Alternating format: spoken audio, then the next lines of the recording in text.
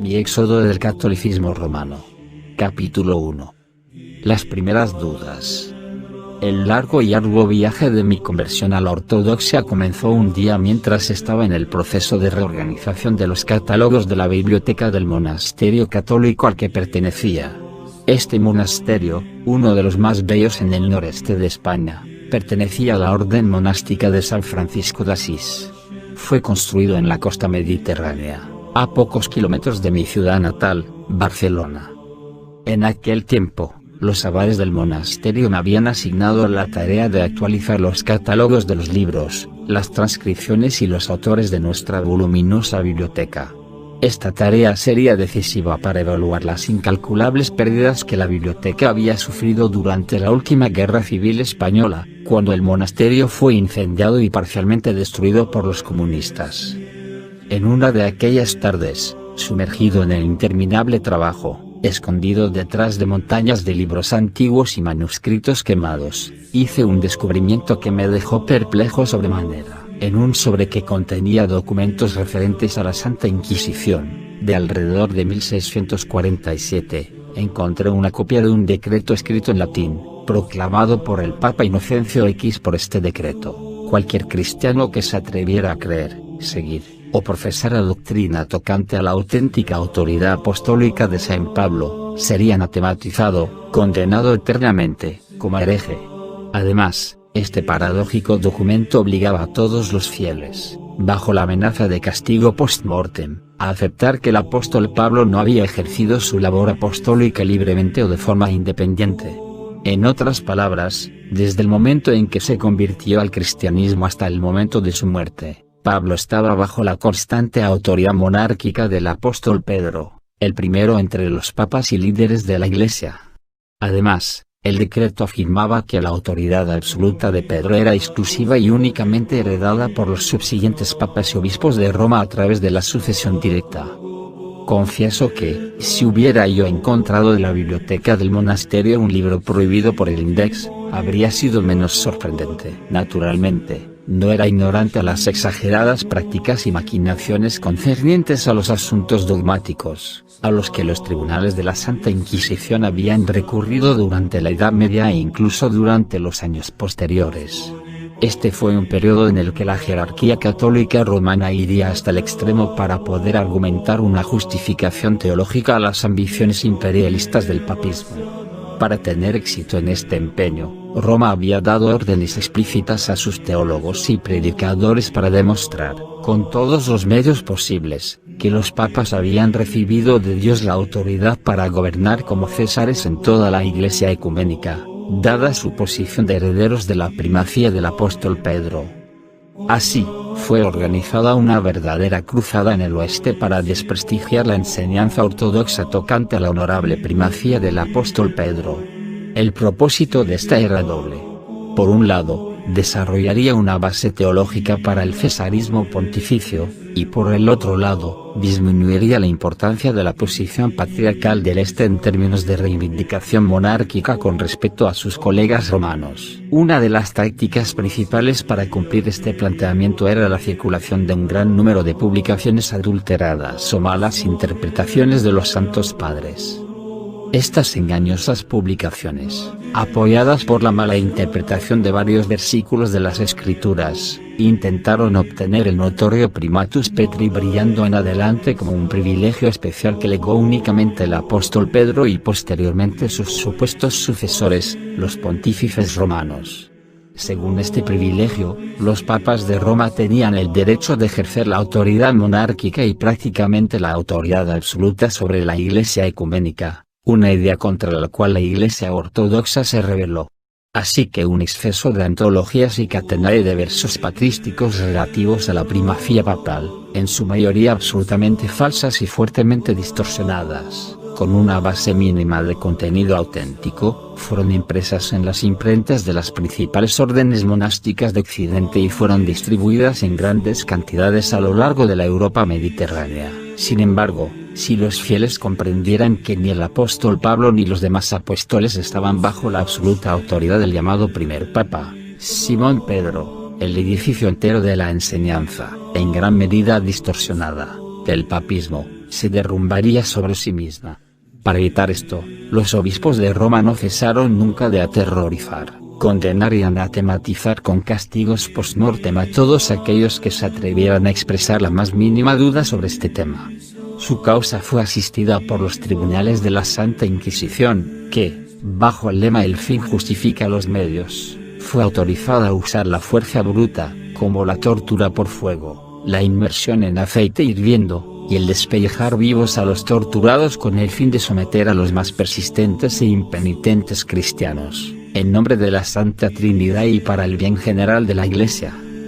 Sin embargo, yo nunca hubiera esperado que mi Iglesia pudiese llegar a tal nivel de fanatismo, como para atreverse a prohibir y condenar la enseñanza de las Sagradas Escrituras que habían sido recopiladas con absoluta claridad y enseñadas por los mismos apóstoles, con un documento como aquel que tenía en mis manos. Aquel documento había excedido todos los límites, sobre todo desde la condena de los fieles que seguían la enseñanza del apóstol Pablo, ascendiendo a la absurda condena de la enseñanza ortodoxa de este apóstol, que declara, en términos muy claros, que no es en absoluto inferior al más eminente de los apóstoles. En este contexto, el decreto del Papa Inocencio X parecía tan inverosímil que decidí examinar la posibilidad de un error tipográfico, alguna distorsión accidental del texto auténtico, algo no tan inusual en la época de su publicación. En cualquier caso, ya fuera auténtico, falsificado o simplemente distorsionado, yo pensé que este texto era una posesión bibliográfica bastante curiosa en nuestra biblioteca, necesitada de una seria atención y una mayor investigación.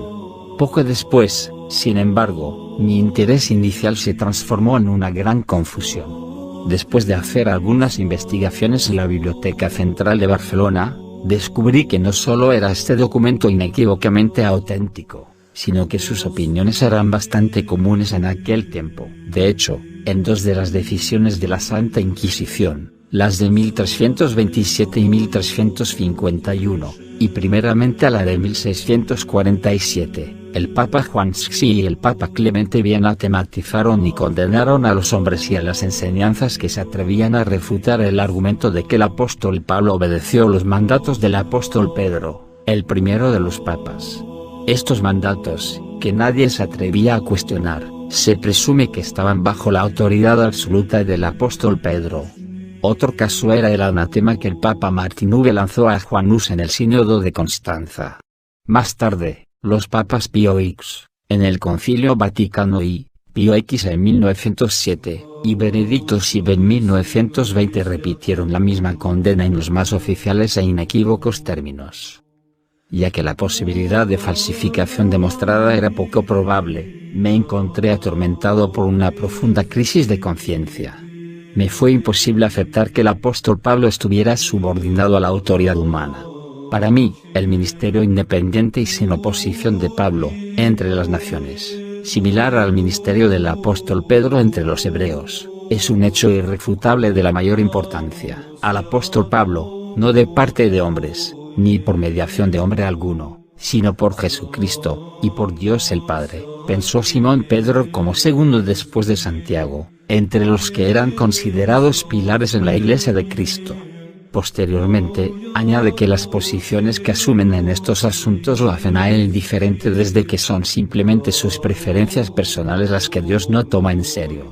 En cualquier caso, el apóstol Pablo declaró claramente que, con relación a quienes fueran estos apóstoles, él no era en absoluto inferior a cualquiera de ellos. Para mí fue alto y claro, sobre todo habida cuenta de las obras exegéticas de los santos padres que no dejan lugar para la más mínima duda sobre este tema. San Juan Crisóstomo dice lo siguiente sobre el apóstol Pablo.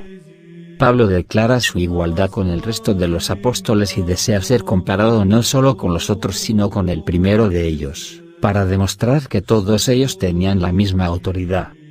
Además, el consensum patrum, el consenso de los padres, es que todos los apóstoles eran exactamente iguales que Pedro, es decir, dotados del mismo honor y autoridad. Hubiera sido imposible para el apóstol Pablo estar bajo la tutela de una autoridad superior de otro apóstol, ya que el poder del apóstol es el poder supremo y el vértice de todas las autoridades. San Cipriano comparte esta posición así. Todos ellos eran pastores por igual, a pesar de que el rebaño era uno. Y el rebaño era guiado por los apóstoles, ya que se ajustaban a la misma idea. San Ambrosio de Milán añade, además, si el apóstol Pedro tenía alguna preferencia en relación a los otros apóstoles, se trataba de una preferencia de confesión y de fe, y no de honor y de grado. Justificablemente entonces, este mismo santo escribió más tarde con relación a los papas: no pueden tener la herencia de Pedro aquellos que no tienen la misma fe con él. Aunque este asunto era más transparente que el cristal, el dogma católico romano, siendo diametralmente opuesto a él, planteaba un terrible dilema para mí: ¿debo conscientemente elegir y cumplir con el Evangelio y la tradición de los padres, o bien con la enseñanza arbitraria de la Iglesia Católica Romana? Para empeorar las cosas, según la soteriología, doctrina de salvación, católica romana, un cristiano debe creer que la Iglesia es una monarquía y su rey es el Papa. En consecuencia, el Sínodo Vaticano, combinando todas las convicciones sobre este asunto, declara oficialmente: si alguien dice que Pedro, el primer obispo y papa de Roma, no fue coronado como príncipe de los apóstoles por Cristo y establecido como la cabeza visible de la Iglesia militante, que sea anatema. A la vista de estas dos posiciones doctrinales diametralmente opuestas, ¿cómo podría comprometer mi conciencia? Capítulo 2. Consejo espiritual. A la deriva, y en medio de esta incesante tempestad espiritual, me acerqué a mi confesor e ingenuamente le expuse mi dilema y mis preocupaciones. Mi confesor, uno de los mejor educados y más experimentados hieromonjes del monasterio, se dio cuenta inmediatamente de que se trataba del más complejo y grave asunto. Se entregó al silencio durante algunos momentos, mientras buscaba en vano una solución satisfactoria a mi problema. Finalmente habló, pero dio un giro a la cuestión, que verdaderamente me sorprendió. La Sagrada Escritura y los Santos Padres te han inquietado, dijo de la manera más despreocupada. Aparta a los dos a un lado y sométete con estricto apego a la enseñanza infalible de nuestra Iglesia, sin entrar en muchas preguntas y exámenes. No permitas que algunas criaturas de Dios, cualesquiera que sean, escandalicen tu fe en su Iglesia. Esta respuesta totalmente inesperada logró aumentar mi confusión espiritual. Yo siempre había creído que la palabra de Dios era, precisamente, una de las cosas que uno no podía apartar a un lado. Según mi percepción, la Sagrada Escritura fue el factor determinante de nuestra ortodoxia, como católicos romanos, y no al revés. En términos más precisos, la Sagrada Escritura dice: probaos a vosotros mismos para saber si tenéis la fe. 2 Corintios 13 2.5. No necesito escuchar sus opiniones o mi opinión, dice San Agustín, sino lo que dice el Señor. Sin lugar a dudas, están las Escrituras del Señor, a cuya autoridad se debe tanto obedecer como someterse. Así pues, tratemos de encontrar la verdadera Iglesia en las Escrituras y basemos nuestra conversación solamente en estas. Sin darme la más mínima oportunidad de responder, mi confesor añadió: en su lugar, te voy a dar una lista de nuestros propios autores, en cuyas obras recuperarás la tranquilidad espiritual. A través de estos libros, te darás cuenta de la claridad de la enseñanza de nuestra Iglesia, sin ninguna dificultad. Entonces, preguntándome si tenía algo más importante que discutir, terminó la conversación. Algunos días después, mi confesor partió del monasterio para ir a predicar a las demás iglesias y comunidades monásticas de nuestra orden. Cuando me proporcionó la lista de libros que me había mencionado, me pidió que le prometiera que me correspondería con él de forma regular para mantenerlo informado durante el viaje sobre mi malestar espiritual. A pesar de que sus argumentos y explicaciones no me convencieron en absoluto, fui hacia adelante y recopilé todos los libros que me había recomendado con la decisión de estudiarlos con la mayor objetividad y seriedad posible. La mayoría de estos libros eran textos teológicos y manuales sobre las decisiones papales y los concilios ecuménicos papistas. Me lancé a estudiar con genuino interés y sin necesidad de utilizar medidas de precaución, con la excepción de la Sagrada Escritura, que mantuve abierta delante de mí como antorcha para mis pies, y luz para mi senda. Salmos 118 2.105. No estaba, en absoluto, dispuesto a permitir ni a mi iglesia ni a mi confesor que me convirtieran en alguien como los judíos, a quien el Señor les había reprochado que engañaban a causa de su ignorancia de las Escrituras.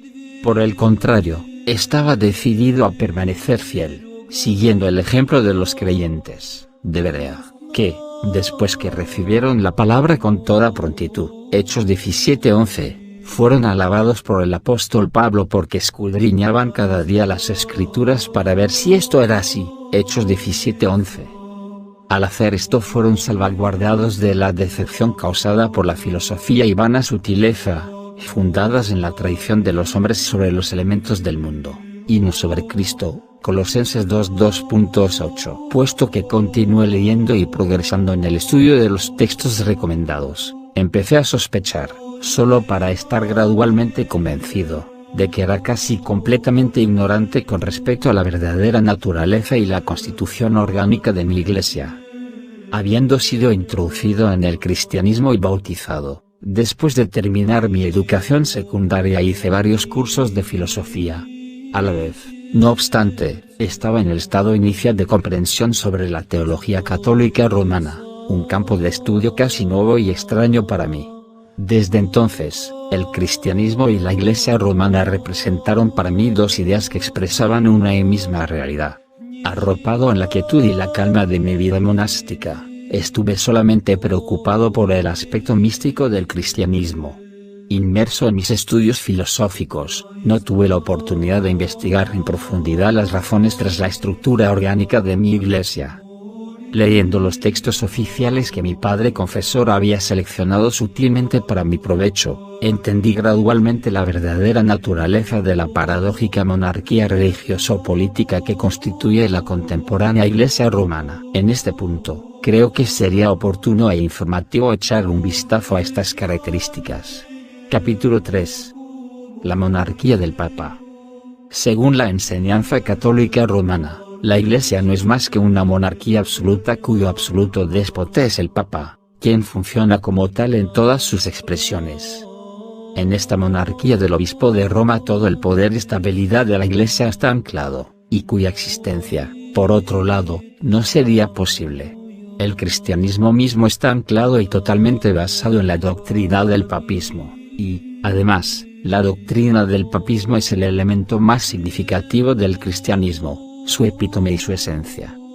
La autoridad monárquica del Papa, como líder supremo y cabeza de la Iglesia, piedra angular de la Iglesia, maestro infalible de la fe, representante de Dios en la tierra, pastor de pastores y supremo jerarca, está absolutamente ligada, puede ser ejecutada en cualquier momento y tiene fuerza ecuménica. Esta autoridad se extiende por derecho divino sobre todos los cristianos bautizados del mundo entero, simultáneamente e individualmente. Esta autoridad dictatorial puede ser aplicada directamente y en cualquier momento sobre cualquier cristiano, ya sea laico, clérigo, obispo, arzobispo, cardenal o patriarca, e incluso sobre cualquier iglesia, sin considerar denominación o lengua, porque el Papa es el obispo supremo de cualquier obispado del mundo.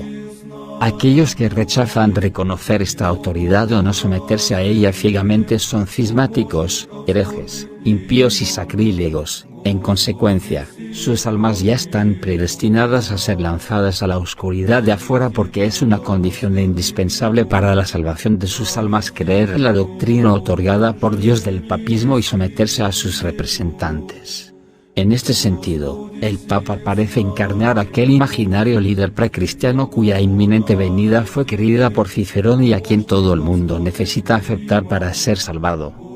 Sobre la base de esta doctrina católico-romana, el Papa Gregorio VI afirmó: dado que el Papa tiene el derecho de intervenir y juzgar toda materia espiritual de los cristianos y a cada uno de ellos independientemente, está más que facultado para intervenir en sus asuntos mundanos y terrenales. Por esta razón, aunque puede limitar su autoridad a la imposición de penas espirituales y a la negación de la salvación para aquellos que rehúsan someterse a él, tiene el derecho de obligar a los fieles a creer en él.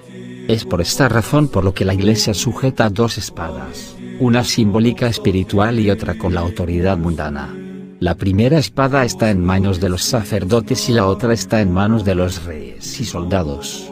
Sin embargo, incluso la segunda espada está bajo el discernimiento y la voluntad de los sacerdotes. El Papa, afirmando que es el representante y vicario en la tierra de aquel cuyo reino no es de este mundo, de aquel que prohibió a sus apóstoles ejercer incluso la menor predominancia y hegemonía sobre los fieles, se entroniza a sí mismo como rey terrenal, continuando de este modo, en su persona, la tradición cesara imperialista de Roma, la ciudad eterna y reina del mundo. A través del curso de la historia, el Papa llegó a ser el maestro de grandes naciones y declaró las más sangrientas guerras contra otros reyes cristianos en su búsqueda de conquistar nuevas tierras o simplemente para satisfacer su insaciable sed por el dominio y el poder. También poseyó miles de esclavos y a menudo jugó un papel central y decisivo en las políticas internacionales. Es obligación de los soberanos y los gobernantes cristianos someterse al rey ordenado por Dios, quien manumite su reino y su trono eclesiástico político y quien estaba establecido como el esplendor y ancla de los reinos del mundo. Hoy, el reino terrenal del Papa está confinado en la Ciudad del Vaticano, que es un estado autónomo con representación política en todas las naciones de la tierra y con su propia milicia, policía, armas, prisiones, dinero y comercio. Como consumación de esta autoridad completa, el Papa tiene otro ultrajante privilegio, totalmente único en el mundo entero: presume de ser infalible por derecho divino según la definición doctrinal del Concilio Vaticano del año 1870. Semejante monstruoso e inimaginable privilegio no ha ocurrido incluso en los sueños más salvajes y la imaginación de los más grandes bárbaros y en las religiones de los desviados idólatras. Sin embargo, como resultado de esta doctrina, toda la humanidad debe dirigirse a él con las mismas palabras que fueron dirigidas una vez al Salvador: tú tienes palabras de vida eterna. Así, la presencia del Espíritu Santo para conducir hacia la verdad absoluta es innecesaria, al igual que las Sagradas Escrituras y la Santa Tradición, porque ahora hay un Dios en la tierra con facultades para invalidar, o incluso declarar como engañosas, las enseñanzas del Dios del cielo. Basado en esta aclamación de infalibilidad, el Papa se convierte en la absoluta regla de fe. Puede promulgar, incluso sin el consentimiento de la Iglesia, tantos dogmas como desee, a los cuales deben adherirse estrictamente los fieles y obedecerlos ciegamente si quieren evitar las penas del infierno después de la muerte. Depende solamente de la voluntad y el placer de su santidad, escribió el cardenal Baronius, y lo que él desea debe ser creído como santo y sagrado por la Iglesia entera, y sus epístolas pastorales deben ser consideradas, creídas y obedecidas como escrituras canónicas. Una consecuencia natural de la doctrina de la infalibilidad es que las enseñanzas papales deben ser observadas con obediencia ciega. Esto es precisamente lo que el cardenal Bellarmine, un santo de la Iglesia romana, presentó muy claramente en su notoria teología. Si un día el Papa cae en el error de imponer pecados mientras prohíbe virtudes, la Iglesia estaría obligada a creer que los pecados tienen buenas consecuencias y las virtudes, malos resultados. Alternativamente, ésta estaría cometiendo un pecado contra su conciencia. El cardenal Favarey es más descabellado aún en esta materia. Si Dios y el Papa se reunieran en un sínodo, el Papa podría hacer, allí, casi todo lo que Dios pudiera hacer, y el Papa haría cualquier cosa que deseara, incluso violaciones. Por lo tanto, él es algo más, y más grande que Dios. Cuando completé el estudio de estos libros, me vi a mí mismo como un extraño dentro del seno de la Iglesia. Se hizo patente para mí que su síntesis orgánica no tenía relación en absoluto con la Iglesia establecida por Cristo, la cual había sido organizada por los apóstoles y sus sucesores, y la que los santos padres habían descrito y clarificado. Esta organización papal apenas podría ser identificada con la Iglesia de Cristo desde que no está constituida, obviamente, en la roca que es Cristo mismo, sino en las arenas movedizas de algunos supuestos privilegios del Papa. Privilegios que supuestamente fueron otorgados a él como herencia por Simón Pedro, quien con toda seguridad nunca los tuvo o incluso los imaginó. Nosotros, dice San Agustín, uno de los mayores padres de la Iglesia, que somos cristianos por nuestras palabras y acciones, no creemos en Pedro sino en quien Pedro mismo creyó él. Jesucristo, el maestro de Pedro, quien le catequizó en el camino que conduce a la vida eterna. Él es nuestro solo y único maestro. Realmente, ¿cómo sería posible aceptar la infalibilidad de los papas, quienes usurpan un título promoviéndose como herederos exclusivos del apóstol Pedro, quien, más que el resto de los apóstoles, fue señalado por el Señor en varias ocasiones como que no sabía lo que decía? ¿Dónde estaba la infalibilidad de Pedro cuando fue reprendido por el apóstol Pablo por estar claramente en el error, ya que no andaba rectamente, conforme a la verdad del Evangelio? ¿Son estos los que se llaman a sí mismos sucesores oficiales del trono papal y del obispado de Roma, y a la vez infalibles? De hecho, sabían muy bien que albergaban bastantes nombres escandalosos en su linaje, como el del Papa Marcelo, notorio apóstata e idólatra, quien, como todo el mundo sabe, ofreció un sacrificio en el templo de Afrodita, ante su altar. Fue el Papa Julio Infalible, aquel que fue excomulgado como hereje por el sínodo de Sardica. Fue el Papa Liberio Infalible, aquel que fue seguido de las falsas ilusiones de Arria y que fue condenado por San Atanasio, gran campeón de la ortodoxia. Fue el Papa Félix Infalible, quien, según San Atanasio, fue elegido papa por 3 eunucos y ordenado por 3 espías del emperador. Tal hombre tuvo una candidatura digna de su cuerpo de lectores, dadas sus creencias cismáticas conocidas, y su conducta global, que se asemejaba más a la de un anticristo. Fue el Papa Honorio Infalible, habiéndose adherido a la herejía del monotelismo, y con Gelasios, que sostuvo posiciones cismáticas acerca de la doctrina de la Divina Eucaristía. Fue Sixto V Infalible, habiendo hecho circular una edición de las Santas Escrituras que él mismo corrigió, basada en la autoridad y la plenitud de su poder apostólico. Esta edición estaba tan distorsionada por toda clase de falsas ilusiones, que pronto fue desechada porque era muy escandalosa. Fue el Papa Urbano Infalible, quien condenó las teorías de Galileo de que la Tierra giraba alrededor del Sol. Fue el Papa Zacarías Infalible, quien prohibió a todos creer que la Tierra giraba amenazándolos con el anatema. ¿Y qué se puede decir del Papa Pío I, quien tuvo la asombrosa sinceridad de enviarle un amistoso recordatorio al rey Carlos V de Francia aconsejándole que no creyera las palabras de los papas porque la mayor parte del tiempo hablaban claro sobre las pasiones o su propio interés? Fue el Papa Pío I Infalible, quien desafió con revocar el 7º canon del Concilio Ecuménico de Éfeso y quien violó el juramento que hizo en el rito de entronización. San Cipriano dice que es la Iglesia, y no el obispo de Roma, quien constituye el agua pura y vivificadora que no puede ser corrompida o adulterada, porque la primavera de la que fluye es, en sí misma, clara, pura y cristalina. Nuestro Señor Jesucristo prometió su ayuda permanente hasta el final de los tiempos a la Iglesia entera, y no exclusivamente a los papas. Para el beneficio de la Iglesia entera y no para Pedro y sus sucesores, él prometió pedirle al Padre el Espíritu de la verdad, el verdadero Espíritu que enseña toda la verdad y todo lo que el Señor enseñó. Por esta razón, el apóstol Pablo llama a la Iglesia, y no a Pedro, la columna y el cimiento de la verdad. Asimismo, San Ireneo enseña que debemos buscar la verdad de Cristo en la Iglesia y en ninguna otra parte porque en su seno la encontramos pura, completa y no adulterada, con extrema certeza. El Señor se dirigió, no solamente a Simón Pedro, sino también a sus apóstoles y discípulos diciendo, el que os escucha, a mí me escucha.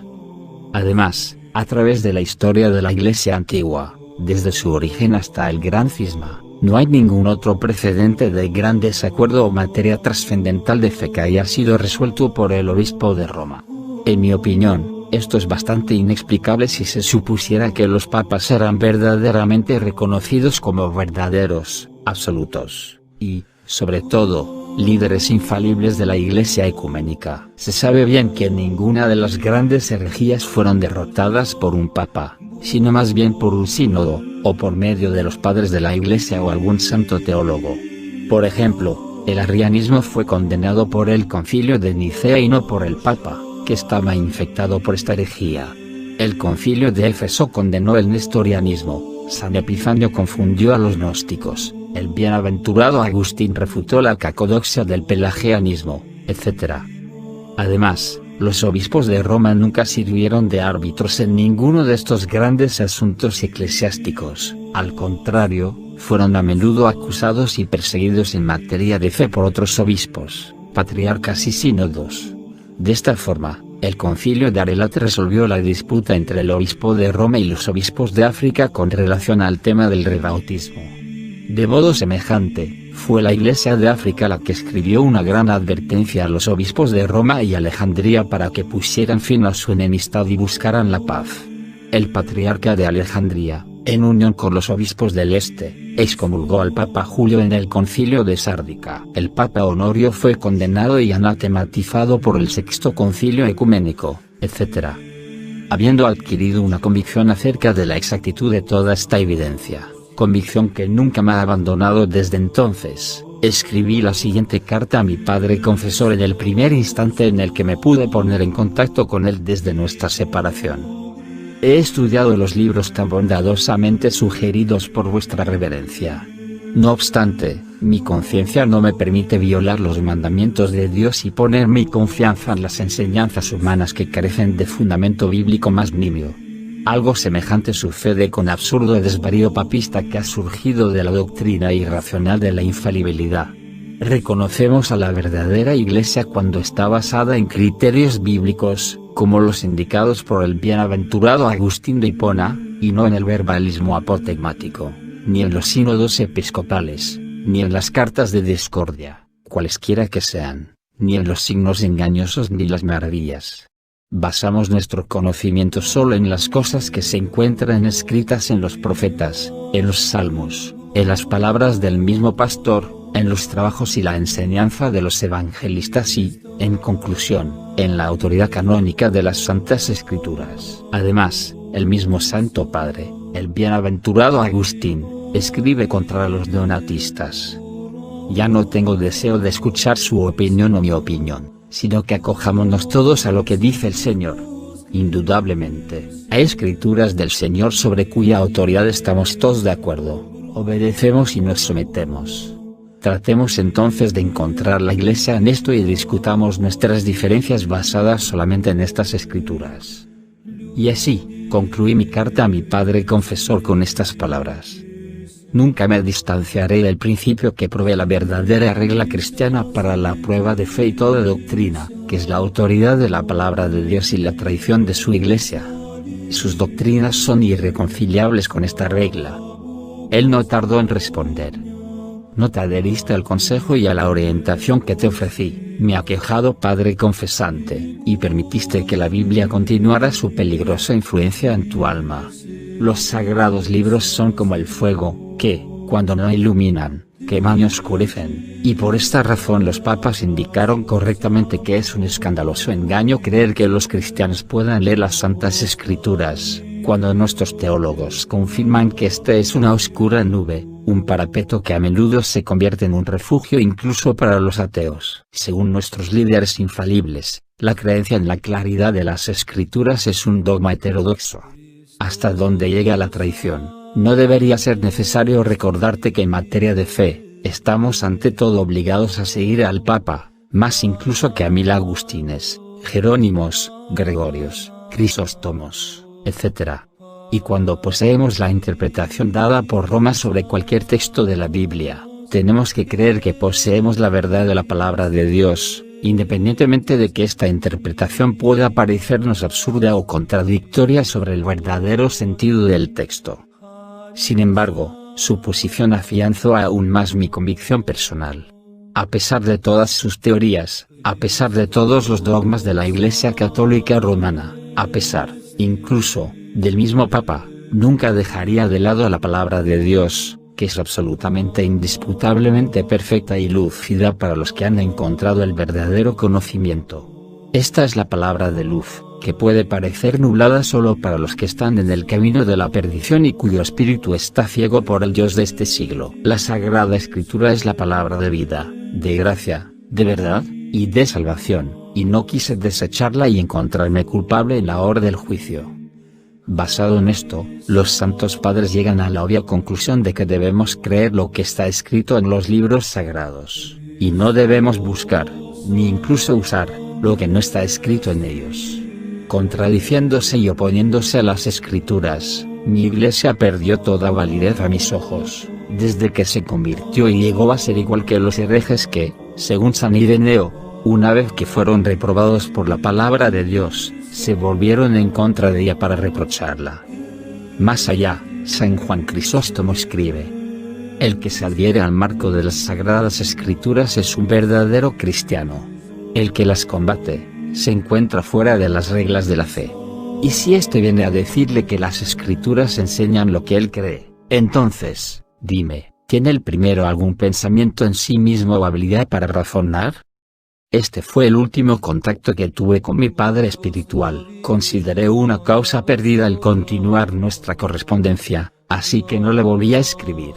No quiso tener noticias sobre mí después de esto, prefiriendo distanciarse y no involucrarse en mi desagradable prueba. Él estaba preocupado de que esto pudiera afectar a sus estupendas oportunidades de promoción al episcopado por la gracia de la sede apostólica. Apostólica es disgracia, a la cual había servido tan fielmente.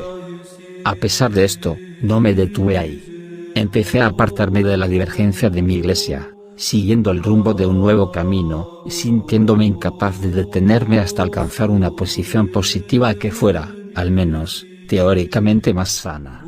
El drama que experimenté en el curso de estos días fue ese. Incluso me sentí cada vez más distanciado del papismo y ya no sentía ninguna inclinación hacia un acercamiento a cualquier otra realidad eclesial. Ortodoxia, protestantismo, anglicanismo eran, en mi opinión, ideas muy vagas y no era ni el momento ni tenía la oportunidad de pensar que tuvieran la más mínima conexión con mis circunstancias personales. A pesar de todo, amé a mi iglesia, la iglesia que me había hecho cristiano y cuya sotana llevé puesta. Así, se hizo para mí necesario estudiar este tema en una escala mucho más profunda y más amplia, antes de que pudiera alcanzar gradualmente la penosa conclusión de que mi iglesia no existía actualmente y que yo no tenía lugar en la comunidad papista. Y verdaderamente, dada la autoridad dictatorial del Papa, la autoridad de la iglesia y del cuerpo episcopal es, a efectos prácticos, inexistente. Según la teología católica romana, la autoridad de la Iglesia es auténtica y efectiva solo cuando coincide con la voluntad del Papa. De otra forma, no tiene ningún valor. Consecuentemente, el valor neto del Papa es el mismo con o sin la Iglesia. En otras palabras, el Papa lo es todo y la Iglesia no es nada. Con buena razón y mucha tristeza, el obispo Marete escribió: cambiando la constitución de la Iglesia, también cambiamos su dogma. De ahora en adelante, será más propio, para los católicos romanos, confesar en la liturgia, creo en el Papa, en vez de decir creo en una iglesia, santa, católica y apostólica. El significado y el rol de los obispos está limitado a la posición de simples asociados, representantes subordinados a la autoridad del Papa, esparcidos por los 4 puntos del planeta. Se someten a esta autoridad al igual que lo hacen los simples fieles.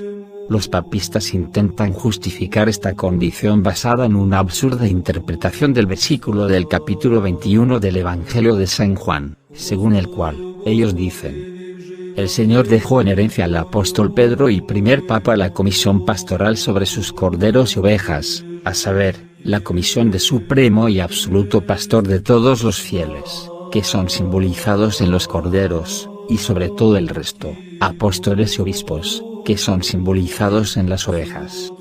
Además, los obispos del catolicismo romano no son considerados, de ninguna manera, sucesores de los apóstoles, a causa de la siguiente creencia: la autoridad de los apóstoles se perdió con ellos y consecuentemente no pasó a los subsiguientes obispos.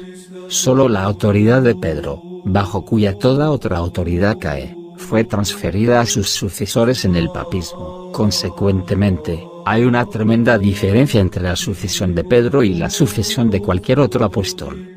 El pontífice romano sucede a Pedro como el pastor oficial de la Iglesia entera, y, en consecuencia, tiene toda la autoridad que emana de aquel que la dejó en herencia a Pedro, considerando que el resto de los obispos no son actualmente sucesores de los apóstoles, porque fueron meros pastores subyugados por Pedro, y como tal no pueden tener sucesores. Según el papismo, Por consiguiente, los que sustentan la oficialidad del obispo no heredan ninguna autoridad apostólica y no poseen ninguna autoridad, excepto la única que reciben, no directamente de Dios, sino del Supremo Pontífice de Roma. La autoridad de los obispos emana directamente y rectamente del Papa.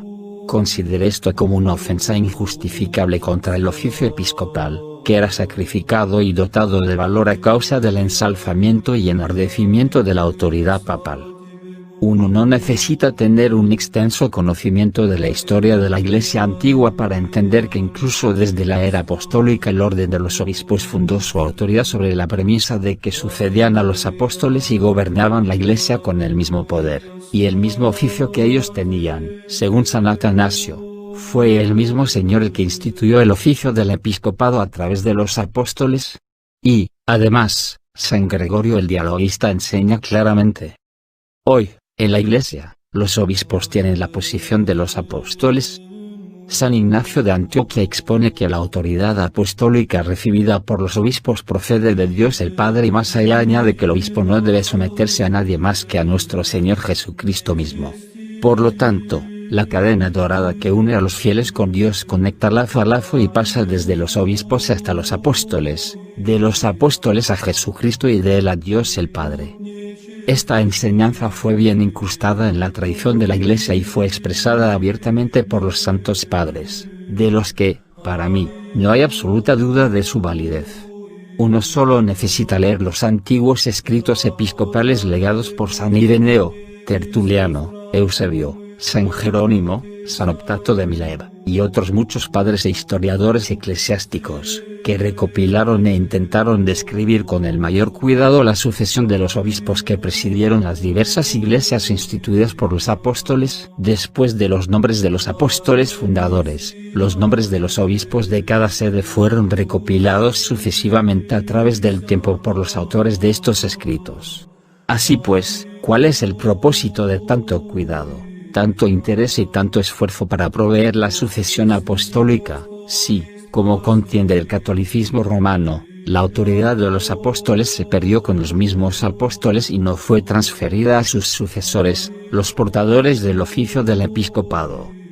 Muy consistente con las enseñanzas papistas sobre la autoridad y poder de los obispos, es la posición de la Iglesia romana sobre los concilios ecuménicos mismos. Se cree que el concilio ecuménico no tiene otro valor que el Papa le confiere, y por eso los papistas afirman: los concilios ecuménicos, ni son, ni pueden ser otra cosa más que reuniones cristianas convocadas por el poder del soberano y conducidas por él como presidente. Desde que este soberano no es el Señor, sino el Papa, principalmente no puede existir un concilio ecuménico a menos que sea convocado personalmente por el Papa como presidente a sus inmediatos representantes. En un momento dado, durante el proceso de un concilio ecuménico, el Papa, y solo a él, puede posponerlo, trasladarlo, o disolverlo. Es suficiente para el Papa salir del recinto y decir: no estoy aquí, para que el concilio ecuménico se vea reducido a una mera reunión y, en el caso de que sus miembros persistan, declararlos cismáticos. Incluso los decretos de un concilio son virtualmente invalidados, si no son aprobados por el Papa y publicados con el sello de su autoridad. Leyendo todos estos textos, llegué a este punto con la completa e inconcebible conclusión de que, en esencia, todos los obispos católicos romanos que se reunieron de todas las partes del mundo en el Concilio Vaticano y en 1869 consintieron en relegarse y ser sirvientes sin voz del obispo de Roma, aceptando el dogma de la infalibilidad papal. El Papa sirvió esencialmente como dictador de aquel concilio desde el día que comenzó hasta que concluyó, por lo que, cualquier cosa que deseó fue cumplida, mientras que no fue llevado a cabo nada a lo cual él se opuso. Ciertamente, esto está bien documentado por las declaraciones de uno de los miembros del concilio, el arzobispo alemán Strossmayer, cuya sobria conciencia fue escandalizada presenciando la orden del episcopado privado de cualquier poder y libertad de voluntad haciendo frente al todopoderoso Papa. En el Concilio Vaticano no tuvimos ninguna libertad esencial. Por esta razón, No puede ser considerado un verdadero concilio con derecho a promulgar decretos con poder vinculante sobre la conciencia del mundo católico entero. Cualquier cosa que pudiera asegurar la libertad de palabra y expresión fue muy cuidadosamente censurada y suprimida y, como si todo esto no fuera suficiente, el concilio constituyó el mayor escándalo de violación pública del antiguo axioma eclesiástico quod semper, quod ubique, quod ab omnibus. En otras palabras, fue necesario, para alegar infalibilidad papal, que fuera aplicada e impuesta en la forma más obvia y abrumadora antes de que la misma infalibilidad fuese declarada dogma. Además, hubo alegaciones adicionales sobre la legalidad global del concilio, como el hecho de que los obispos de procedencia italiana, mayormente altos oficiales, fueran la gran mayoría en él, teniendo prácticamente el poder y el monopolio en la votación, o que el vicario estuviera sujeto a la más escandalosa propaganda, mientras que el completo mecanismo de autoridad papal, impuesto a la vez por el Papa en Roma, tuvo éxito intimidando a todos y suprimiendo la libertad de expresión. Por eso, uno puede deducir fácilmente qué clase de libertad de discusión, un principio inviolable en cada concilio, nos fue permitida en el Concilio Vaticano. Durante mi severa crisis espiritual, abandoné casi por completo todos mis estudios. Aproveché el tiempo libre otorgado por mi orden monástica meditando en la soledad de mi celda. Durante muchos meses, investigué las fuentes bíblicas, apostólicas y patrísticas relacionadas con la estructura y organización de la Iglesia antigua, incrementando mi conocimiento en este amplio tema. Naturalmente, este esmerado trabajo no podía ser llevado a cabo en total secreto. Se hizo evidente que mi conducta global estaba fuertemente influenciada por el dilema que había absorbido mi completo sentido. No dudé en buscar guía fuera del monasterio de personas y trabajos que pudieran aportar respuestas a mis preguntas. Transcurriendo el tiempo, empecé, con mucha discreción y cautela, a revelar aspectos de mi prueba a varios intelectuales de iglesia con quienes había entablado amistad a lo largo de los años, revelando discretamente y aludiendo a algunos aspectos de mis preocupaciones. Recibí de ellos un valioso aporte, consejo y opiniones sobre este intrincado y significativo tema que tan grandemente había preocupado mi existencia. Sin embargo, pronto descubrí que la mayor parte de la gente en la que había confiado era mucho más fanática de lo que había supuesto. Aunque reconocieron lo absurdo de la completa enseñanza papista, permanecieron incomprensiblemente comprometidos con la idea de la sumisión debida al Papa demanda el ciego consentimiento de la mente y según Ignacio de Loyola, el fundador de los jesuitas. Para obtener la verdad en todo y no ser desviado del buen camino, debemos siempre acatar el constante principio de que, si percibimos algo con nuestros ojos como blanco, podría ser normalmente negro, si eso es lo que la jerarquía eclesiástica declara. Influenciado por esta mentalidad fanática, que esteriliza cualquier argumento racional, un sacerdote de esta orden y amigo durante largo tiempo, confió en mí lo siguiente: todo lo que dices es inequívocamente lógico y bastante obvio desde cualquier punto de vista, y no tengo razones para no aceptarlo. Sin embargo, nosotros, los jesuitas, fuera de las tres promesas usuales, debemos especialmente acatar una cuarta, más crucial que aquellas de obediencia, pobreza y castidad. También prometemos sumisión incondicional al Papa.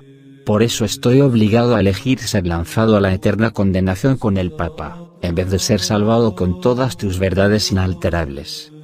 Capítulo 4. Tú eres Pedro. Fui aconsejado por las personas más objetivas de mi fe para que estudiara la base bíblica del papado. Ellos pensaban que debían revisar los versículos de la Escritura invocados por el papismo como prueba y justificación de la, así llamada, primacía de Pedro. Encontré este consejo bueno y muy a mi gusto, ya que proveería la oportunidad de investigar el tema a la luz y sobre la base de la Sagrada Escritura. Naturalmente, seleccioné como objeto de mi búsqueda el versículo más prominente, uno que aparece en el 16º capítulo del Evangelio de Mateo y sirvió como fundamento para la enseñanza tocante al papismo. Yo te digo que tú eres Pedro, y sobre esta piedra edificaré mi iglesia. Para el catolicismo romano, estas frases del Señor dirigidas a Simón Pedro constituyen la divina institución de su autoridad papal. El jesuita Bernardino Llorca escribe: Como recompensa por su sobresaliente confesión sobre la divinidad de Jesucristo, él anunció a Pedro que sería la piedra angular, en esencia, la cabeza y la autoridad más alta del edificio de su iglesia. Para los apóstoles, esta metáfora, Pedro igual a roca, que muestra que él es el fundamento de la iglesia, prueba claramente que fue establecido como su gobernante supremo. El sentido de esta metáfora es que él debía ser para la iglesia lo que una piedra angular es para un edificio. Y así como en todos los edificios la piedra angular estabiliza y unifica la estructura completa, asimismo en la iglesia, él, Pedro, es la única estabilidad otorgada y unidad verdadera. Según la mencionada interpretación de este versículo de la Escritura, la Iglesia Católica Romana enseña que San Pedro, el primer Papa, es el fundamento y la piedra angular de la Iglesia, el gobernante supremo y su cabeza, y el infalible Maestro del mundo. Ciertamente, esta es la enseñanza oficial y exigida de la Iglesia Católica Romana, esto es, que según la voluntad y el mandato de Dios, la Iglesia permanece bajo el bendito apóstol Pedro, como un edificio permanece bajo su fundamento. Consecuentemente, según el Concilio Vaticano, esta enseñanza manifiestamente errónea es presentada para estar en acuerdo total con el aparente y absoluto significado de las Sagradas Escrituras, como ha sido siempre entendido por la Iglesia Católica. A pesar de estas aserciones, en mi opinión, este reclamo papal, que fue supuesto para ser siempre entendido por la Iglesia Católica, estaba diametralmente opuesto al aparente y absoluto significado de las Sagradas Escrituras. Realmente, pocas cosas en la Sagrada Escritura son tan aparentes y tan claras como esta verdad, porque nadie puede poner otro fundamento, fuera del ya puesto, que es Jesucristo. Jesucristo es el único y verdadero fundamento de la Iglesia, según San Atanasio. El apóstol Pablo se jacta de que el Señor se ha establecido el único fundamento. El apóstol Pablo junto con el apóstol Pedro construyeron la iglesia de Roma, porque el Señor Jesucristo es el fundamento de todos los sectores de su iglesia. Cada vez que la Sagrada Escritura se refiere a fundamento, dice San Gregorio el Dialoguista, no es para otro más que para el Señor. Parece absurdo que alguien que haya leído alguna vez los libros canónicos del Antiguo y Nuevo Testamento pueda negar que Jesucristo sea la roca y el fundamento de la Iglesia. Las palabras del Señor, yo te digo que tú eres Pedro, y sobre esta piedra edificaré mi Iglesia, grabadas en el Evangelio de Mateo, no son repetidas por ninguno de los otros evangelistas. Aunque Juan fue testigo ocular de la confesión de Pedro, no da ningún testimonio de esto al respecto en su Evangelio, y ni Lucas ni tampoco Marcos, que fue discípulo, compañero e intérprete de Pedro mismo y recopiló su Evangelio según el espíritu y enseñanza del apóstol Pedro. Aparentemente los evangelistas no fueron ni partidarios ni proponentes de la primacía papal, a tal grado que no hay relación en sus sagrados escritos sobre esta enseñanza que, según el catolicismo romano, constituye el elemento más importante del cristianismo, su epítome y su esencia. Quizás sería más correcto hacer responsable al Espíritu Santo por esta inexcusable omisión, dado que ellos actuaron bajo su guía y hablaron según fueron movidos por él. De forma similar, los discípulos inmediatos a los apóstoles, durante la segunda generación del cristianismo, no dan indicación del pasaje en cuestión. De hecho, en los escritos de los padres apostólicos, fuera de los 412 versículos citados de la Escritura, ninguno se refiere a la confesión de Pedro, lo cual sucede estar, única y exclusivamente, recogido en el Evangelio de Mateo.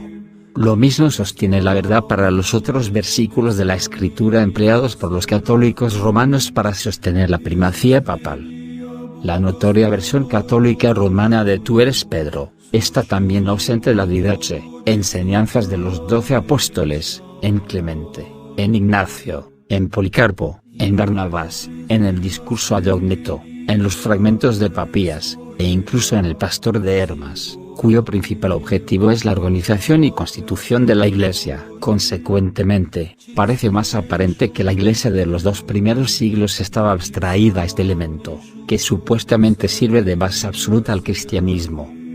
Esta significativa omisión se hace más claramente visible en el pastor de Hermas, ya que Hermas era el hermano de Pío, obispo de Roma, y, como nos informa el Canon Muratori, Escribió esta obra durante el episcopado de su hermano. En esta obra, Hermas describe la posición de los apóstoles, los obispos, los maestros y los diáconos, los oficiales, y los presbíteros que presidían en la iglesia. De hecho, el pastor de Hermas, que es una muy detallada relación de la organización de la iglesia, llena de imágenes y símbolos sobre su jerarquía, no contiene ni un solo testimonio que sugiera la única posición de un obispo como líder general de la completa comunidad cristiana.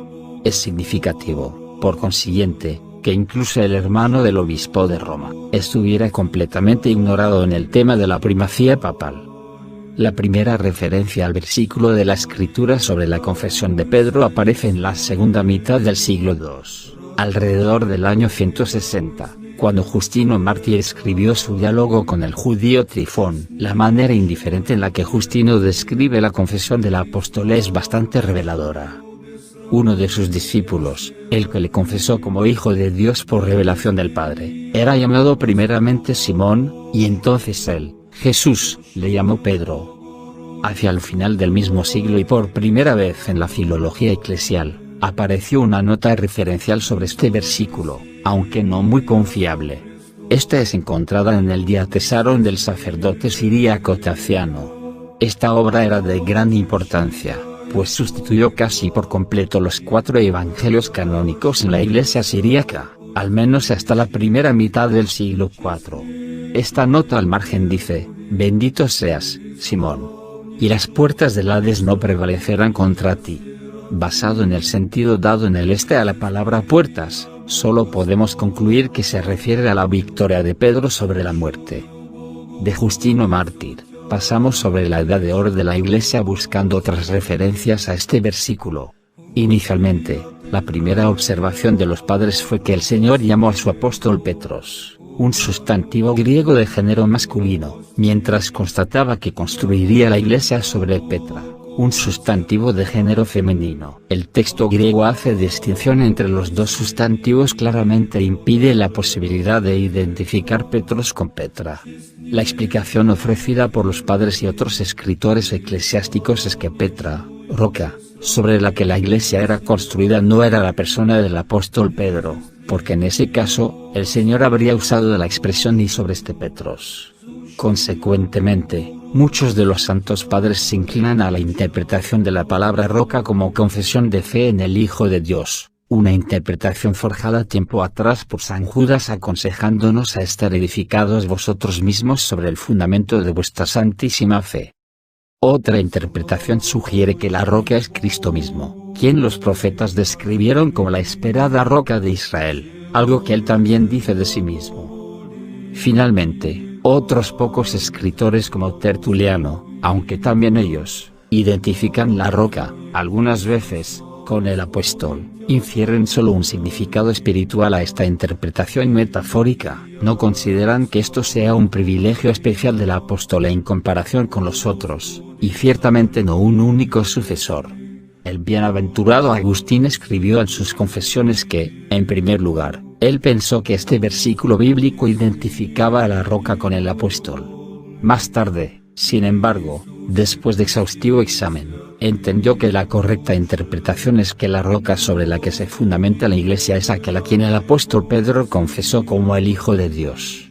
El bienaventurado Agustín siempre sostuvo esta enseñanza, algo que parece evidente en incontables puntos de sus obras. Él postula su razonamiento con esta interpretación. Ya que la roca es el sustantivo apropiado, Pedro recibe su nombre de la roca y no la roca de Pedro, al igual que los cristianos recibimos este apelativo de Cristo, y no Cristo de los cristianos.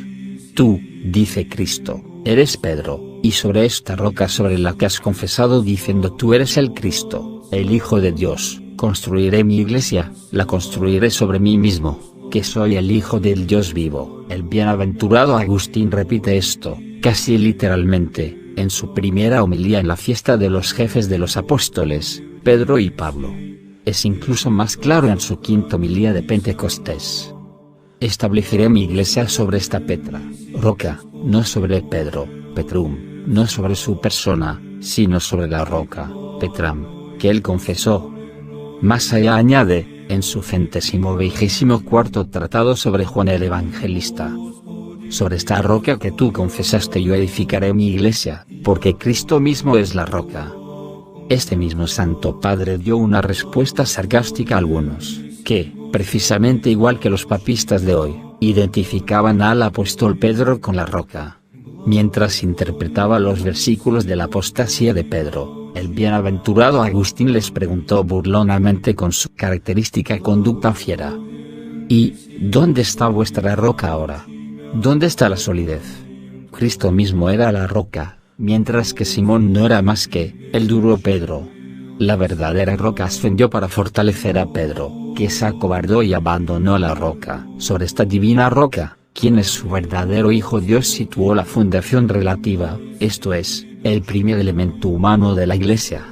Esta fundación consta del colectivo completo de los apóstoles, sin que Simón Pedro posea ninguna posición especial de autoridad.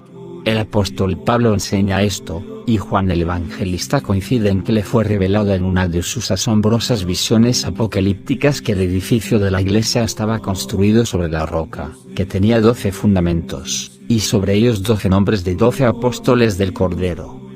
Así, San Ignacio de Antioquía escribe a los traianos que sin estos, los apóstoles, incluso el nombre de iglesia es inexistente.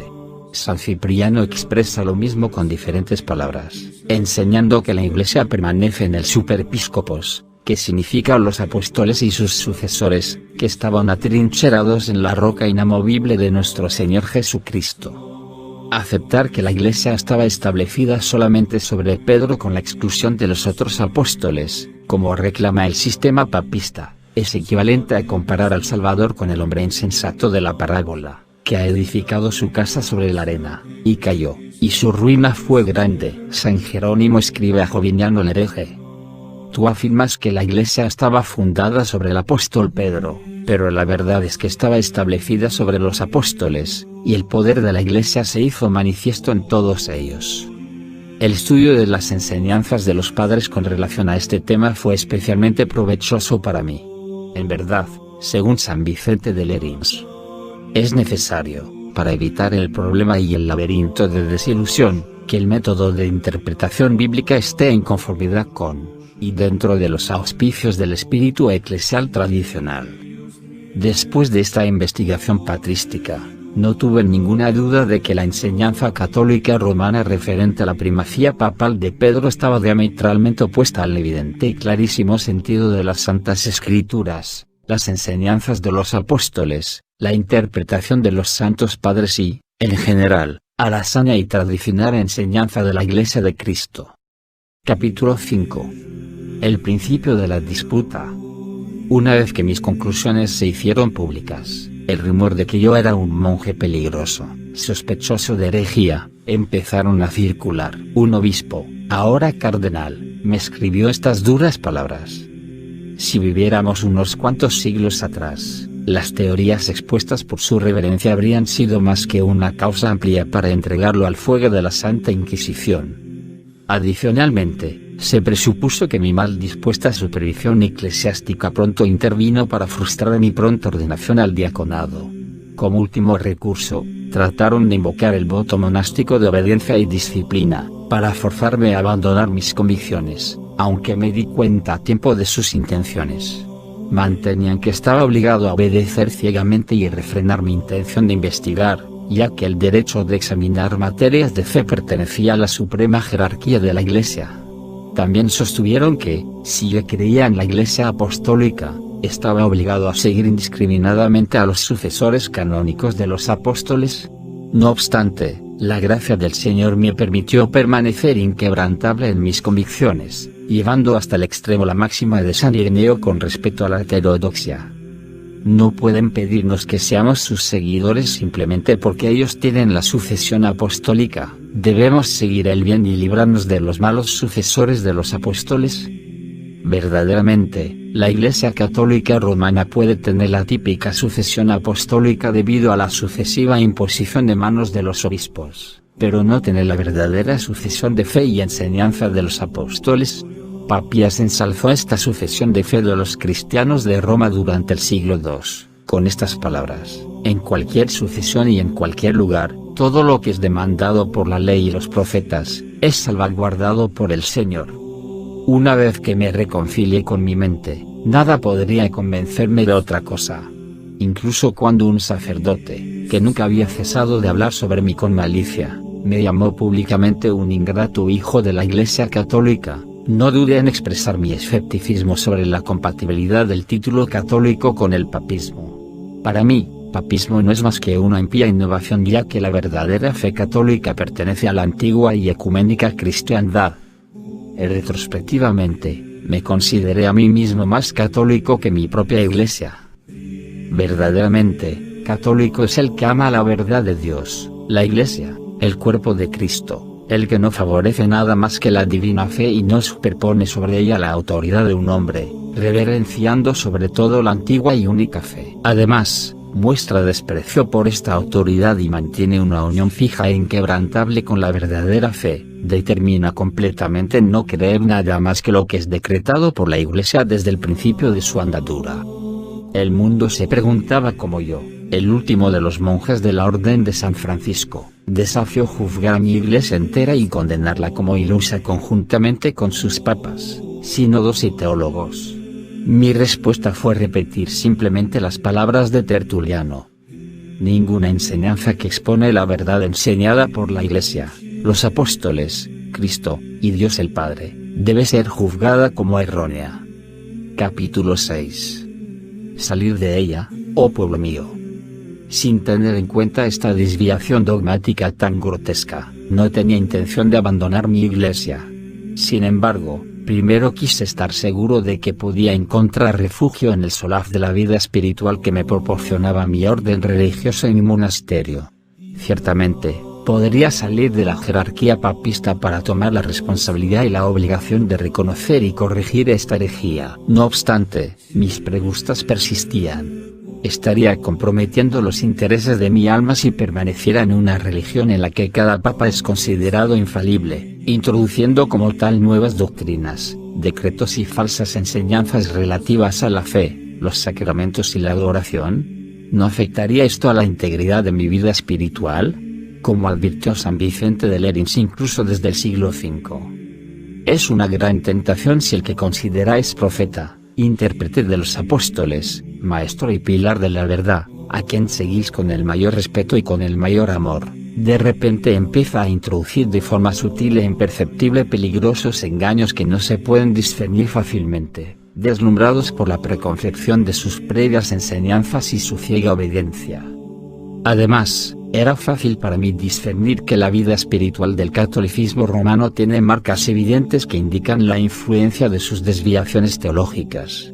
Desviaciones doctrinales como el purgatorio, prácticas como participar de un único elemento en la Santa Comunión, y excesos como adorar a María, eran claras indicaciones y síntomas de degeneración teológica, solo aparente para los que desean ver objetivamente las cosas. Así, habiendo ya adulterado la pureza original de la fe evangélica y apostólica con la innovación del papismo y la herejía de la infalibilidad, abandonando, por tanto, partes de la verdadera enseñanza sobre el hombre, se han desviado en muchas otras áreas congruentes a todos los casos de heterodoxia que aparecen en la historia de la Iglesia. Extendieron subsiguientemente la distorsión a otras enseñanzas, inicialmente como hábito y más tarde como si se hubiera dado licencia para la distorsión.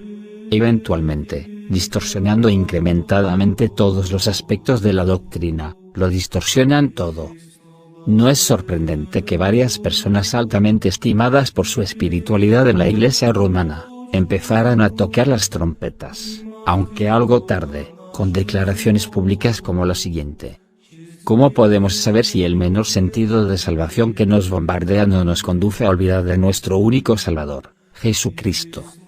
Nuestra piedad, hoy en día, aparece como un árbol con ramas enmarañadas y espeso follaje, por lo que nuestra alma está en peligro de perder la vista del tronco, que lo sujeta todo, y de las raíces, que se agarran a la tierra. Otra apelación, aún más urgente. Hemos engalanado y sobreadornado el lienzo de tal forma, en lo que se refiere a la imagen del único que es nuestra única necesidad, para dejar de existir finalmente bajo los ornamentos embellecidos.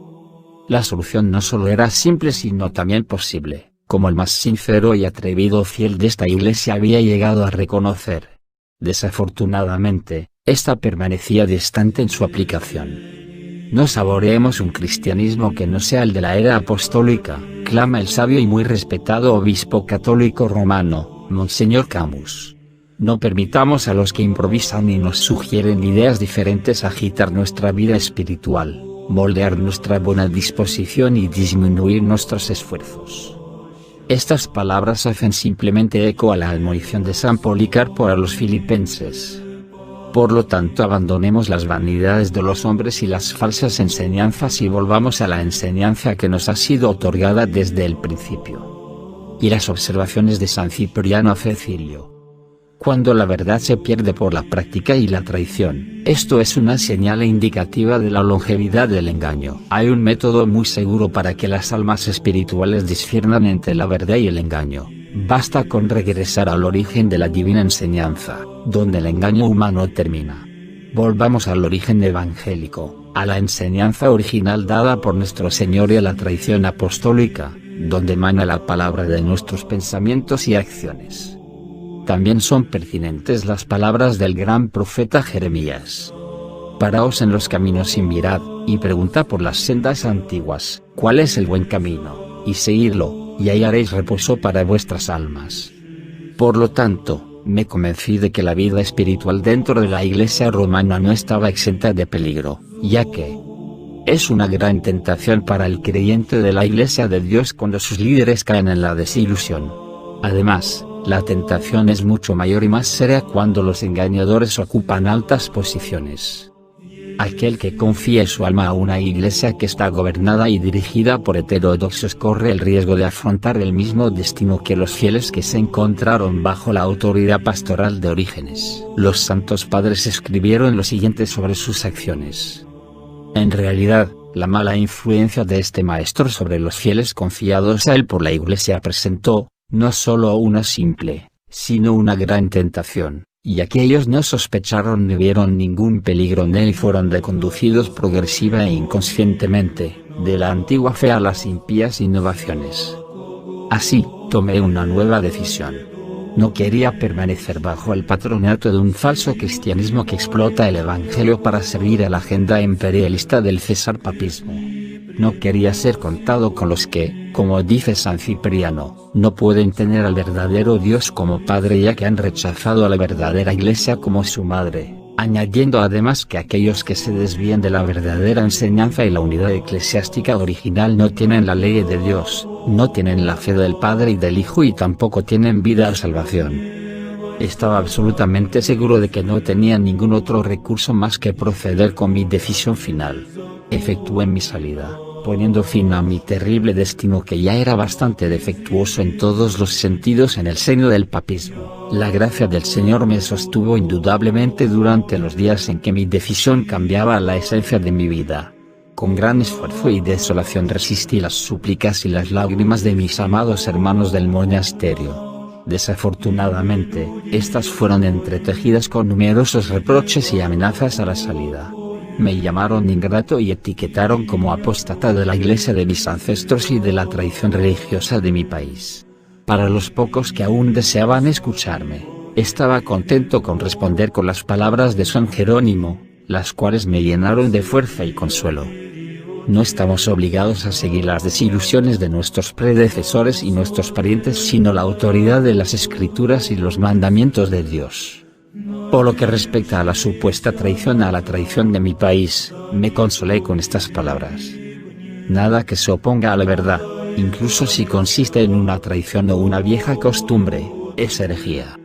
Meses más tarde, cuando escribí el primer capítulo de mi obra La historia de la ortodoxia española, un relato epistemológico que describe a las primeras iglesias ibéricas creadas por San Pablo, descubrí que era el único que no había traicionado a la antigua tradición española, y esto, porque la iglesia de mi país, durante los primeros 4 siglos de su fundación, era verdaderamente ortodoxa y no papista o sirviente del Vaticano, como lo es hoy en día. Finalmente, abandoné el monasterio y poco tiempo después hice pública mi decisión de abandonar la iglesia romana. Algunos monjes y sacerdotes se sintieron inclinados a seguirme, pero solo hasta ese punto. En el último momento, ninguno de ellos quiso sacrificar su posición en la iglesia, su prestigio y su buena reputación en la comunidad. Sin embargo, antes de que abandonara el monasterio, tuve el ánimo de pedir a mis superiores que certificaran que mi partida era el resultado de mi propia elección, y que mi completa conducta durante mi vida monástica había sido ejemplar. Consecuentemente, esta carta se convirtió en el deplorable detalle que previno a los papistas uniatas, greco-católicos, para elaborar calumniosos ataques viendo las causas de mi apostasía. Esta es la historia de cómo y por qué abandoné la Iglesia de Roma, cuyo líder olvidó que el reino del Hijo de Dios no es de este mundo. El líder de la Iglesia de Roma, olvidando que el que es llamado al oficio del episcopado no es llamado a ser investido con autoridad humana sino para servir a la Iglesia entera, emuló al que, Satanás, en su orgullo, queriendo ser igual a Dios, perdió la verdadera felicidad para ganar la falsa gloria, al que se sentó en el templo de Dios, ostentándose como si fuera Dios, al que dice en su corazón: al cielo subiré, sobre las estrellas de Dios levantaré mi trono, me sentaré en el monte de la asamblea, en lo más recóndito del septentrión, subiré a las alturas de las nubes, seré como el Altísimo. Bernardo de Clairvaux, uno de los más grandes místicos del Este, fue justificado cuando escribió al Papa Eugenio: para ti, no hay mayor veneno, o espada más peligrosa que la pasión por la supremacía.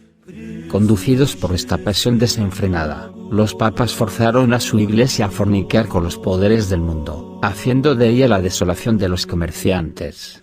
Haciendo esto, violaron los mandamientos de Dios, exponiendo los sofismos y enseñanzas de los hombres, y derribaron la verdad para construir sobre ella sus engaños. Fueron descubiertos como mentirosos y seguidores del padre de la mentira.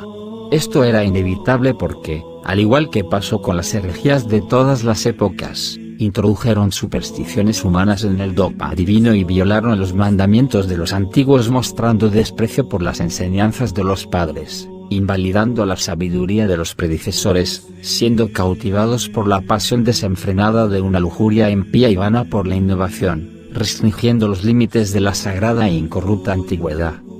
Viendo la amargura del Papa, que no tiene nada que envidiar al lastimoso Orígenes, mostró desprecio por la simplicidad de la fe cristiana, y reclamóse superior en conocimiento a cualquiera, haciendo caso omiso a las tradiciones de la Iglesia y a las enseñanzas de los antiguos. Bajo estas circunstancias, no puede haber actuado de otra manera diferente a la que lo hice. Elegí ser obediente a la voz de mi conciencia, la voz que emanaba el mandamiento de Dios mismo a su pueblo elegido. Salir de ella, pueblo mío, para no ser solidario de sus pecados y no participar en sus plagas. Capítulo 7. Hacia la luz. La noticia de mi renuncia al papismo se propagó rápidamente en los círculos eclesiásticos más amplios. No obstante, mi posición se volvió más difícil de cuando fue entusiastamente acogida por los protestantes españoles y franceses. Lidié con numerosos insultos y amenazadoras cartas anónimas en mi correspondencia diaria. Mis acusadores exponían que estaba conspirando para crear una opinión antipapista en los fieles. Afirmaban que me esforzaba por conducir a la apostasía a un gran número de sacerdotes católicos romanos, que eran considerados dogmáticamente débiles porque mostraban compasión e interés ante mi difícil prueba. Todo esto me condujo a abandonar Barcelona y trasladarme a Madrid, donde recibí hospitalidad de los anglicanos. A través de ellos comencé a tener relaciones con el Concilio Ecuménico de Iglesias. A pesar de mis preventivos traslados, mi presencia no pasó inadvertida. Después de cada uno de mis sermones en diferentes iglesias anglicanas, un gran número de oyentes expresaba el deseo de conocerme personalmente y discutir en privado sobre varios asuntos de conciencia. La mayoría de los que trataron de conversar conmigo cuestionaban la escandalosa coexistencia de muchas y diferentes iglesias cristianas que anatematizaban a otras, cada una reclamando que solo ella era la auténtica representante y cabeza de la iglesia antigua. Así, casi inintencionadamente, empecé a atraer a un círculo de seguidores, muchos de ellos no papistas, que aumentaba día tras día. Esto me hizo ser más visible a las autoridades locales, especialmente porque algunos de los que me visitaban en privado eran sacerdotes católicos romanos, notorios por ser rebeldes contra la Iglesia y los seguidores de la idea libertaria respecto a la primacía y la infalibilidad del pontífice de Roma. El odio fanático de algunos católicos romanos, que actuaban más como papistas que como cristianas, saldría completamente el día que hice publicar respuesta a un extenso y notable tratado que me envió Acción Católica. El tratado era un intento final para hacerme volver al sentido común y denunciar mi obstinación herética. Era de carácter apologético y llevaba el expresivo título del Papa, representante de nuestro Señor en la tierra. Podría resumirse como sigue. Con relación a la infalibilidad de su santidad, los católicos romanos de hoy en día son los únicos cristianos que pueden estar seguros de lo que creen. Sin perder la calma, les contesté mediante unas columnas en un periódico portugués de tirada diaria. En realidad, con relación a esta infalibilidad, sois los únicos cristianos, hoy en día, que no pueden estar seguros de lo que su santidad les hará creer pasado mañana. Concluí mi respuesta con estas palabras. Con mayor esfuerzo, por vuestra parte, podréis saber que nuestro Señor se convirtió en el representante del Papa en el cielo. Algún tiempo después, puse punto y final a esta contienda con un triple estudio publicado en Buenos Aires, que abordaba el tema de la primacía papal en la forma más objetiva. Este volumen era una colección de todos los escritos de los padres de la Iglesia de los 4 primeros siglos, que se referían directa o indirectamente a los, así llamados, versículos de la primacía. De esta forma, probé que la enseñanza del papismo en estos versículos de la Escrituras estaba diametralmente opuestos a la exégesis de los padres de la Iglesia, cuya interpretación de la Escritura constituye la única y auténtica regla para la correcta interpretación de la palabra de Dios. Capítulo 8. Mi encuentro con la verdad. Entretanto, mantuve contacto, por primera vez, con la ortodoxia, con independencia de las circunstancias anteriormente citadas. Debo decir que mi acercamiento a esta iglesia empezó a suceder ya en el principio de mi odisea espiritual. Prontamente, cuando aún estaba en mi monasterio, mantuve cuidadas discusiones sobre temas eclesiásticos con un grupo de estudiantes universitarios que eran ortodoxos polacos que pasaron por mi país. Después, la información que recibí del Concilio Ecuménico con respecto a la existencia y actividades de los ortodoxos del Este, hizo aumentar mi interés. Además, recibí alentadoras publicaciones de las iglesias ortodoxas de Rusia y Grecia situadas en Berlín y Londres. Los poderosos artículos contenidos ahí del archimandrita Nicolás Katsanevakis de Nápoles comenzaron a conquistar mi corazón. En conjunto, estas 3 circunstancias me condujeron a expulsar mi engañada concepción previa y mi odio contra la ortodoxia, arraigada en mí por la educación católica romana. Los estudiantes católicos aprenden en la enseñanza media que el cisma del Este, la llamada ortodoxia, no es nada más que una asamblea sin vida, momificada y desecada, pequeñas iglesias locales sin ninguna de las genuinas y distintivas características de la verdadera Iglesia de Cristo. En otras palabras, un deplorable cisma creado por el diablo y amamantado por el orgullo del patriarca Focio. Durante el tiempo de crisis personal, combinado con mi general, y reciente, conocimiento, inicié correspondencia con altos miembros respetados de la jerarquía ortodoxa del Este. Finalmente estaba preparado para comprender todo lo que este obispo quería comunicarme sobre la enseñanza ortodoxa. En otras palabras, estaba en disposición para examinar objetivamente los hechos relevantes sobre la constitución y el estatus teológico de las iglesias apostólicas. En el transcurso de esta comunicación, se hizo obvio que mi posición contra el papismo se correspondía con la enseñanza eclesiológica de la ortodoxia. Así, mientras luchaba contra lo que no debe formar parte del dogma cristiano, la ortodoxia proveía lo que debe estar incluido. Cuando discutía mis observaciones con este reverendo jerarca, él estaba de acuerdo conmigo, aunque cautelosamente, dada mi conexión con los protestantes en otro tiempo. Como nota de interés, debo decir que los representantes de la ortodoxia del Este, en el Oeste, no están para nada interesados en el proselitismo. Esto es debido a su percepción del status quo eclesiástico en Europa. El proselitismo va en contra de sus convicciones, ya que los padres espirituales deben adherirse a la exigente demanda pastoral debida primeramente a las comunidades griega y rusa, a cuyo cuidado espiritual han sido encomendados. Mi correspondencia con este jerarca alcanzó pronto un avanzado estado, hasta el punto de estar en contacto con el patriarcado ecuménico. Solo entonces se me aconsejó estudiar el célebre trabajo de Sergio Bulgakov, Ortodoxia, y el igualmente cuestionado trabajo del metropolita de Berlín, Serafín, que lleva el mismo título. Tan pronto como empecé a leer estas dos obras, encontré en mí mismo un total acuerdo con el espíritu de los autores. No encontré ningún párrafo que no pudiera aceptar y adoptar incondicionalmente y con buena conciencia. En las páginas de estas obras, y en muchas otras que empecé a recibir de Grecia, junto con cartas de ánimo, encontré expuesta con sorprendente claridad la enseñanza de la ortodoxia. Se hizo gradualmente evidente para mí que los fieles ortodoxos son los únicos cristianos en el mundo de hoy que comparten la misma fe de los cristianos de las catacumbas. Única y verdaderamente fieles, solo ellos son justificados por completo para jactarse en el Señor mientras repiten la frase patrística. Creemos en todo lo que hemos recibido de los apóstoles, en todo lo que los apóstoles recibieron de Cristo, y en todo lo que Cristo recibió de Dios el Padre. Para ellos también se aplican las palabras de Tertuliano. Solo nosotros estamos en comunión con las iglesias apostólicas porque nuestra enseñanza es la única equivalente a su enseñanza. Este es el testimonio de nuestra verdad. Durante este periodo, completé mis libros El significado de la Iglesia según los padres del oeste y Nuestro Dios, vuestro Dios, y Dios. Más tarde, me vi obligado a paralizar la circulación del segundo libro en Sudamérica, previniendo así su uso por la propaganda protestante. En este punto, mis colegas ortodoxos me aconsejaron librarme de mis polémicos esfuerzos contra el papismo, que se convirtieron en una obsesión para mí. Fui alentado, en cambio, a iniciar un autoexamen para definir claramente mi credo personal.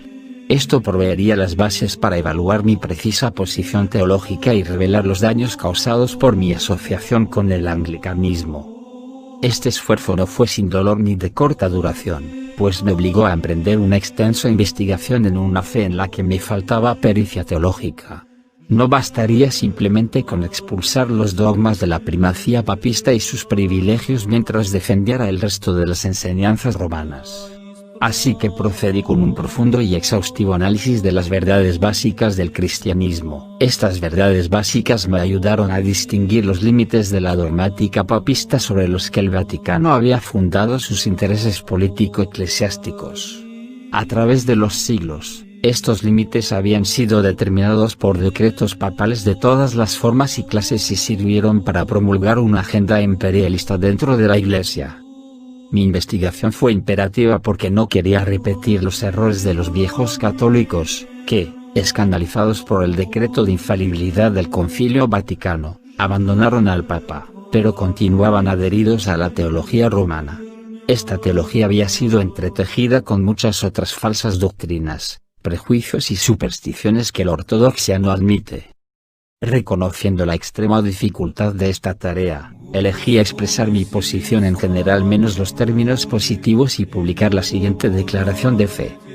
Creo en todo el contenido de los libros canónicos del Antiguo y Nuevo Testamento y todas las enseñanzas que emanan directamente de su contenido, de acuerdo con la interpretación de la enseñanza eclesiástica tradicional, a saber, los concilios ecuménicos y el consenso completo de los santos padres. Casi inmediatamente, tuve la sospecha de que la amistosa alianza con los protestantes había llegado bruscamente a su fin. Con la excepción de un pequeño grupo de anglicanos, cuyo comprensivo y moral soporte me acompañó durante este embarazoso periodo, solo la ortodoxia, aunque todavía con extrema precaución, estuvo interesada en mi lucha. Solo cuando el último empuje dejó su prejuicio y desconfianza en mí, empezaron a considerarme como un posible e interesante catecúmeno. En aquel momento, la fortuita amistad con científico ortodoxo polaco intensificó mi convicción de que la ortodoxia saborea las verdades esenciales del cristianismo antiguo. Este cristiano polaco resistió a los desesperados esfuerzos de los uniatas por atraerle al papismo a causa de la influencia de este y su riqueza. Su respuesta fue simple pero muy edificante. Vosotros afirmáis que debo negar mi fe ortodoxa para llegar a ser un cristiano perfecto. Estupendo. Mi fe ortodoxa consiste en los siguientes elementos: Jesucristo, el Evangelio, los concilios y los santos padres. ¿Cuál de estos elementos debo negar para ser, como sugerís, un perfecto cristiano? Impasibles, los uniatas desviaron su estrategia y sugirieron que no era necesario negar ninguno de estos elementos básicos. Él solo tenía que reconocer al Papa como el líder infalible de la Iglesia. Mi amigo contendió con esta profunda respuesta: ¿debo reconocer al Papa? Esto sería equivalente a negar todo lo demás. Me di cuenta, en este punto, que, para purificar su fe, cualquier pensador cristiano de cualquier otra denominación afrontaría la necesidad de rechazar algunos elementos de la enseñanza de su grupo de fe que estuvieran en conflicto con las enseñanzas básicas del cristianismo. La única excepción a estos es el cristianismo ortodoxo. Solo sus creencias constituyen la esencia pura del cristianismo, la completa, eterna e inmutable verdad, como fue revelada por Dios mismo en los evangelios. Por ejemplo, un católico romano puede rechazar al Papa como tal, repudiar la enseñanza del fuego del purgatorio o discutir los términos del Concilio de Trento sin perder su identidad cristiana. Igualmente, un protestante puede rechazar las enseñanzas de los reformadores con respecto a la divina gracia y la predestinación y ser aún un cristiano. Únicamente la ortodoxia no incorporó elementos externos, para que cada artículo de su fe sea una verdad esencial e inalterada, imposible de rechazar o escindir. La Iglesia ortodoxa es la única iglesia que nunca ha intentado sugerir a los fieles nada más que lo que siempre, en todo lugar, y por todos, ha sido considerado como la verdad revelada por Dios. Así, cuando alguien adopta la ortodoxia, simplemente abraza el Evangelio en su primitiva pureza. Contrariamente, si alguien niega y apostata de ella, esto es semejante a negar y apostatar del cristianismo mismo. La ortodoxia es la única iglesia que ha conservado fielmente la verdad del Evangelio. Nunca alteró nada, ni añadió ni subtrajo, no eliminó la esencia, ni encarnó las esenciales, ni perdió algo que le perteneciera, ni añadió nada extraño, siempre sabia y fiel a todo lo que heredó. Sabe que no está permitido hacer el menor cambio de la fe que le fue confiada una vez y para siempre, ni incluso si fuera sugerido por un ángel del cielo, y verdaderamente ni por ningún hombre terrenal lleno de imperfecciones y debilidades. La ortodoxia es la verdadera esposa de Cristo que no tiene mancha o arruga, cualquier otra cosa, sino santa y sin mancha. Es la Santa Iglesia de Dios, su única iglesia, la verdadera Iglesia católica que lucha contra todas las herejías. Ella puede luchar sin ser nunca derrotada. Aunque todas las herejías y los cismas brotaran como ramas salvajes y fueran cortadas de la viña, ella permanecería fija a su raíz, en unión con Dios. Cualquiera que la siga, sigue a Dios. Cualquiera que escuche su voz, escuchará la voz de Dios, y cualquiera que la desobedezca, se convierte en gentil. Convencido completamente por todo lo que había leído y aprendido, ya no me sentía abandonado. Ya no estaba solo ni abatido por el poder católico romano o la creciente indiferencia de los protestantes. De hecho, estaba unido en fe y enseñanza con millones de hermanos cristianos del este y de todo el mundo. Era reconfortante estar finalmente unido con todos los que constituyen la verdadera Iglesia ortodoxa. La calumnia papista de la fosilización teológica de la ortodoxia perdió totalmente su validez, comprendiendo finalmente la consistente perseverancia de la ortodoxia en su heredada verdad. La ortodoxia no es una posición inmóvil, rígida y fosilizada, sino un incesante flujo de confesión de la fe antigua. Puede ser comparada a la corriente de una cascada, que puede parecer siempre la misma, pero sus aguas se mueven incesantemente y cambian constantemente, siempre creando nuevos sonidos y armonías. Cuando alcancé este punto de revelación en mi fe, la ortodoxia empezó finalmente a verme como a uno de los suyos, y así es como escribió un archimandrita, en una carta, lo siguiente: Hablar sobre la verdad de la ortodoxia con este español no implica ningún proselitismo, sino una discusión sobre una doctrina y un espíritu religioso que es tan nuestro como suyo. La única diferencia es que nosotros la heredamos de nuestros predecesores, mientras que él triunfó buscándola debajo de 15 siglos de historia eclesiástica del Este. Entonces era más obvio que el viaje de mi desahogo espiritual, como mi padre confesor lo había llamado, me había conducido naturalmente y sin mi sabiduría al seno de la Madre Iglesia, la ortodoxia. En realidad, durante el periodo final de mi viaje, a veces incierto para mí, yo ya era ortodoxo. Me encontraba cercano a la verdad divina, como los discípulos en el camino de Maús, sin reconocerla hasta la recta final de mi peregrinaje espiritual. Cuando estuve inequívocamente convencido, sobre todo, sentí la necesidad de llevar a cabo el paso final. Escribí un largo relato sobre mi dura prueba y su desarrollo y la envié al Patriarcado Ecuménico y a su Beatitud, el Arzobispo de Atenas, guardián del misterio apostólico de la Iglesia de Grecia. También envié una inmediata noticia de mi intento de convertirme en ortodoxo a los jerarcas y varios miembros de las iglesias con las que había desarrollado una relación especial. Iluminado por el sentimiento de que estaba en posesión de aquella preciosa perla digna de todo sacrificio, abandoné mi país y fui a Francia, donde conecté completamente con mis hermanos ortodoxos que había encontrado allí recientemente. No obstante, el paso crítico de convertirme en miembro canónico de la Iglesia Ortodoxa requeriría un poco más de tiempo. Alcanzando una decisión completamente madura, solicité oficialmente la entrada en la verdadera Iglesia de Cristo.